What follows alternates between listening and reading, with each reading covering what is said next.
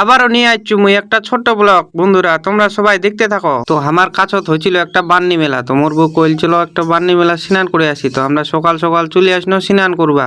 তো দেখতে পাচ্ছেন সবাই স্নান করে লোকলা।